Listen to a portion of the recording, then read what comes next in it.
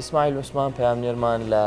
سۆران و ئەو ناوچەیەوە لەو دەڤەرەوە کە بۆ تازە بۆتە ئیدارەیەکی سەربەخۆ بەڕەسمی لەلای حکوومەتی هەرێمی کوردستانەوە ناسێنراوە لەگەڵمان دەبێت ڕاستەوخۆ بۆ گفتوگۆکردن لەسەر ئەو کەم و کوڕیانەی کە لە سنوورەکانە هەیە.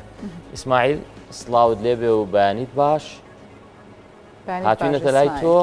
بابەتی کەم و کوڕیەکانی ئەم ئیدارە سەربەخۆی نێو هەرێمی کوردستان چی هەیە بۆمان بگوێسەر. بەڵێ بەیانیتان باش بینەرانی کورسات نیوز باش بەڵێ هاوکارەوەی کە ئەمەوێ باسی لێرەوە بکەم جێگای خۆشحاڵیە بۆ خەڵکی ناوچەی سۆران کە دوای 10 ساڵ بڕیاردان لەسەر بە ئیدارەکردنی سەربەخۆی سۆران دوجار دوێنێ حکوومەتی هەرێمی کوردستان بەڕسمی ئەو ئیدارە سەربەخۆی لە سنووری سۆران ڕاگەیان بەڵام ئەوەی تێبینی و گلەی هاوڵاتیانە سۆران هەندێک لەو بنەما سەرچانی تێدایە کە بێتە ئیداری سەربەخۆ بەڵام بە دەیان کەم و کوڕی و نەبوونی خزمەت گوزاریەوە هەیە. من زیاتر ئەمەیە گفتوگۆ لەگەڵ میوانەکەم بکەم خدر مستەفا هەم چاودێری سیاسی و هەم خۆشی ڕۆژنامەنووس و بە دوواداچوونی زۆر لەو بارانە کردووە گفتوگۆ ئەەکەین ئایا لە ئێستادا سۆران چ کەم و کوڕیەکی هەیە پێویست بۆ حکوومەتی هەرێمی کوردستان پێش ئەو بڕیارە مشوری چی خواردبە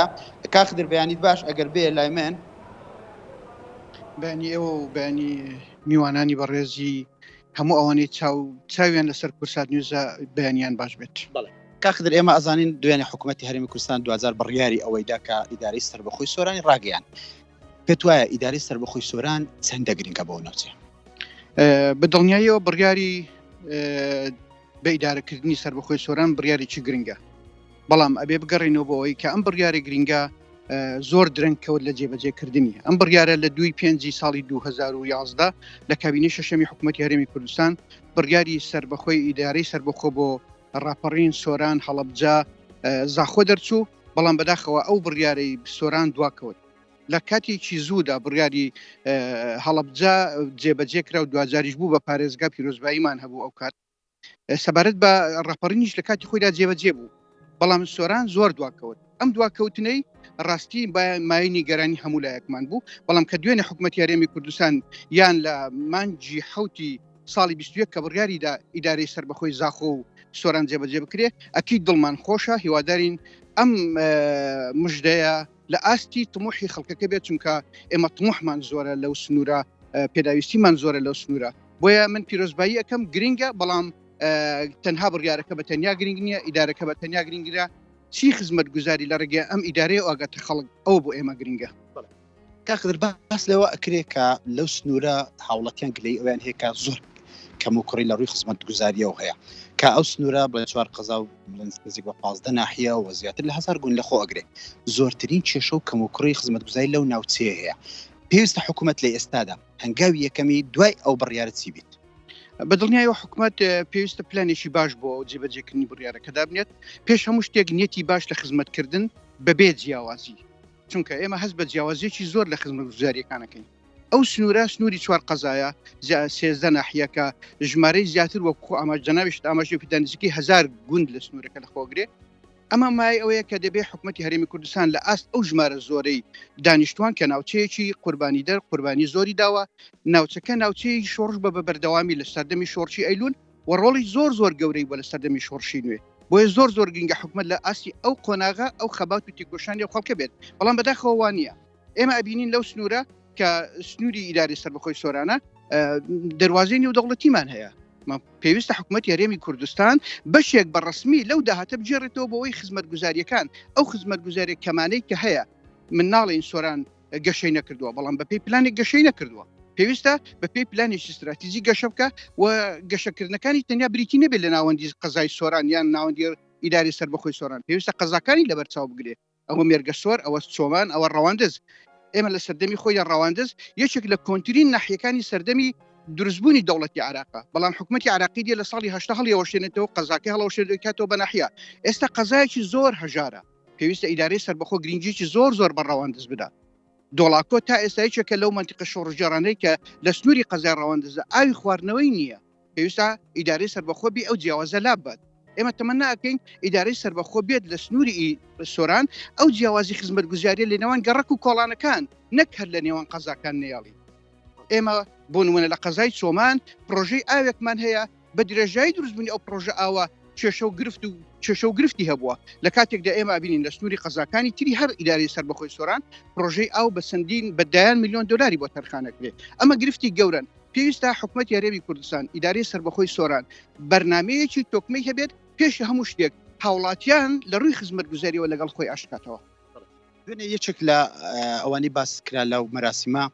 پێکهاتەکانی سۆران بوو کە مەسیحیەکان پێش دروستبوونی قەزای سۆران لەو ناوچەی لە ناحیەی گوندی دیانە دوایە کە بوو بە گەڕەکە دواتر بوو بە ناحیە باس لەوە کرا کە تا ئێستا بە درێژایی حکومڕانی هەرێمی کوردستان لە 30 ساڵی ڕابردوو تەنانەت پۆستی بەڕێوەبەری خوێندنگایە قوتابخانەیەک دائیرەیەکیان پێ نەدراوە دوونی ئەو گلەیان هەبوو لەوەی کە 200 کەس بەشدارە لەو مەراسیمە تەنیا 2 کەسی مەسیحی تێدا بووینە پێت وایە ئەوان لەو ناوچەیە پشتگوێ خراون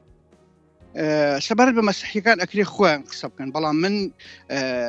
پارێزەری ئەوان یان محامی ئەوان نیم بەڵام حقیقەتێکی مێژووی هەبێ ئەوە بڵین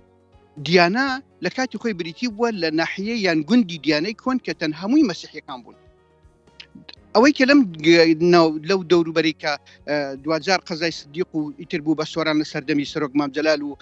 لە دوای ڕاپەڕین سەرۆک مام جەلال لەسەر میرنشینی سۆران جارێککە ناوی سۆرانی هێناو کە بکرێتەوە شار ئەمە خۆشبەختانە خەونێکی دێرینی سەرۆک مام جەلال لە ئەمڕۆ بەدیدێت بەڵام ڕەواندز کە قەزا بووە و سۆران ئەم سۆرانە هەمووی چۆڵ بووە بۆی مەسیحیەکانی ئەم سنوورە حەقی نازیان بەسەر هەموو حکومەتی هەرێمی کوردستانەوە بەڵێ وایە دەبێ لە کابینەی ئیدارەی سەربەخۆ بەشێک لە بەڕێوەبەرە سەرچیەکان بۆ برایانی مەسیحی بێت ئێمە ئەگەر ئەمانەوێت ئیدارەیەکی سەربەخۆ دروستکەین ئیدارەیەک بێت کە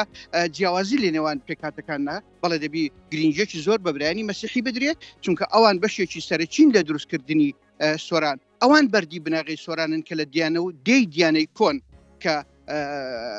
ڕۆڵیان هەبووە لە دروستکردنی ئەم شارە و بەردی بناغی ئەم شارە ئەوانن لە کاتی خۆیدا کە حکوومەتی عراقی بڕیاری ڕاگواستنی جێبەجێکرد لە سنوورەکان گەڵاڵەی مەڵبەندی کوردایەتی جەماوەری گەڵاڵەی گواستەوە ئێرە ئۆردوگایەکی بۆ دروستکردن دوجار لاوی لێنا قەزای سدیق بەڵام لە ڕاپەڕین کە ڕاپەڕین بوو لەسەر پێشنیاری سەرۆک مام جەلال لە یەکەم وتاری خۆی لە ساڵی 92 لێرە تاکیدی کردەوە کە ئیمارەتی سۆران ئەبێ ئەم شارە ببێتەوە سۆرانی بۆ بگەڕێتەوە ناوی لێنا سۆران و خۆشبەختانە ئەمڕۆ خەونێکی دێرین بەدی هاتووە کە هەمومان دڵخۆشین بۆ من پیرۆزبایی لە هەموو خەڵکی سۆرانەکەم بۆ ئەو بە ئیدارە بوونە بەڵام ئیدارە بوون بە تەنیا بە بڕیارێکی گرنگە بەڵام پێویستە پراکتیزە بکرێت و ئەو جیاوازیەی لە خزمەت گوزاری کە ئەرچی حکوومەتە بیگەینیت نێڵیت بۆ نمونە من تاکیدم لەسەر بەشێک لە پارەی یان داهاتی مەرجی حاجومەران کردەوە ئەمە مەرزە ڕسمەکەیە لەوانەیە مەرزی لاوەچی تریش لە سنوورەکە هەبن بۆیە پێویستە بەشێکی گرنگ لە هەموو سەرچاوی داهاتەکانی هەموو مەرزە لاوەچی و سەرچیەکان بگەڕێتەوە بۆ ئیدارەی سەربەخۆ حکوومەتی هەرێمی کوردستان گرنگی زۆری پێ بدات بۆ خاطری ئەوەی جارێککە ئەڵێم ئاشتەوایی لە نێوان پێکاتەکان لە نێوان لە خزمەت گوزاری لە نێوان گەڕک و کۆڵانەکان دەبێت تا ئێستا کۆڵانی وەمان هەیە کۆنکرێت و قیرەکەی ڕۆیشتوەتانی وەی بەشەکەیکە نەکراوە من نامەوێ بڵێم بۆ نەکراوە بەڵام دەبێ حکومت وەڵام بداتەوە بێ ئەو جیاوازە نێڵی چونکە ئەم جیاوازیە دڵی هەموو جەماوەری سنوورەکە نیگەران کردووە هیوادارم ئیدارەی سەربەخۆ ئەم جیاوازیانە نێڵی کاختر ئەو ناوچەیە بەو پێیکە لە دووسێ ڕەهەندی هەیە یەک لەوان لەلایەن گەشتیاریکە نزیکەی 70 بۆ 75 سەدی هەموو گەشتیاری پارێزگای هەولێر پێکدنی لەلایەکی تریشەوە سەرچاوێکی گرنگی ئاوە کە پێویستە لێرە چەندان بۆ گلدانەوەی ئاو و بەنداو دروست بکرێن نەکراوە لەلایەکی تر سەرچاوێکی گرنگی داهات لە ڕووی کشتتوکاڵ و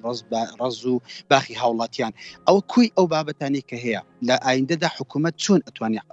ینی مامەڵە لەگەڵ ئەو دوور ئەو چەند لایەنە بکات ئیدارەی سۆران ئەتوانم بڵێم ئیدارەیەکی دەوڵەمەند لە کۆمەڕێک بوارەوە سەرخان و ژێرخانەکەی زۆر دەوڵەمەندە لە سەرخانەکەیەوە ژمارەیەکی زۆر تێکۆشەری گەورە ڕۆشنبیری گەورە خەڵکی دڵسۆز تێکۆشەر پێشمەرگەیەکی زۆر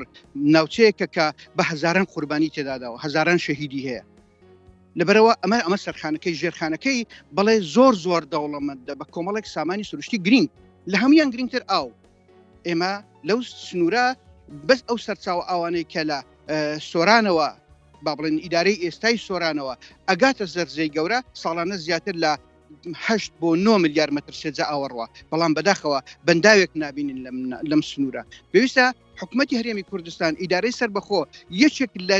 پلانەکانی ئەولەویەتی پلانەکانی دروستکردنی بژمارەیەک بەنداو بی لەو سنوورە بە هاوکاری حکوومەتی هەرێم ئەمە ڕاستە دەسەڵاتی ئیدارە نیە بەڵام ئەبێ حکوومەتی هەرێمی کوردستان پشتیوانی لە پرۆژەکانی ئیدارە بکات بۆی بژمارەیەک بەنداو دروستکات ئەو هەموو ئەوەی لەو سنوورە بە فیڕۆ ئەڕوا بەڕاستی ئەمە خسارەتێکی گەورەیە لە هەمان کاتە بۆ کشتتوکاڵ ڕاستە بەڵێ بۆ ڕز و باخ گەشتیاریەکەی لە هەمووی گرنگتر کە پێویستە حکوومەت گرنگی بە گەشتیاری ئەو ناوچەیە بدا کە 145 گەشتیاری هەموو هەرێم لە سنوورەیە